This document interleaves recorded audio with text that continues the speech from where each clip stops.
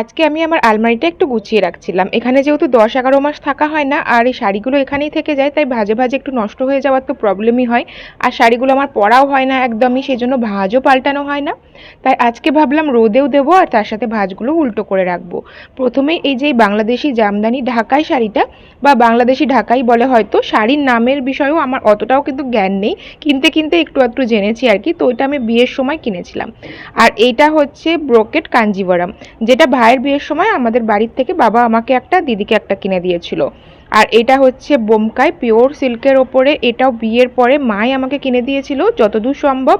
কলকাতার আদি ঢাকেশ্বরী থেকে এটা কেনা হয়েছিল।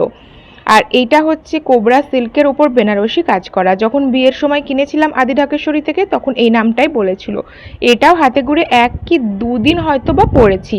তো সেইগুলোই এখন রোদে দেওয়ার জন্য সমস্ত ভাঁজগুলো খুলছি। আর তার সাথে সাথে এই যে পিওর কাতান বেনারসি, এটা বিয়ের পরেই যখন রামপুরহাটে ছিলাম করোনার সময়, সেই সময় ওই বিশ্বজিৎ দাসের কাছ থেকেই মামুনি আমাকে কিনে দিয়েছিল পুজোর সময়।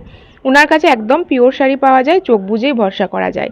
আর এই যে এখানে বেশ ভালোই রোদ আসছিল বাইরের বারান্দাটায়, তাই ক্লিপ দিয়ে দিয়ে এখন মোটামুটি ১-২ ঘন্টা মতন রাখবো। তারপরে আবার যখন ঠান্ডা হয়ে যাবে শাড়িগুলো, তখন ভাঁজগুলোকে পাল্টে পাল্টে আবার আলমারির মধ্যে ভরে ন্যাপথলিন সমস্ত কিছু দিয়ে রাখলে আবার ১০-১১ মাসের জন্য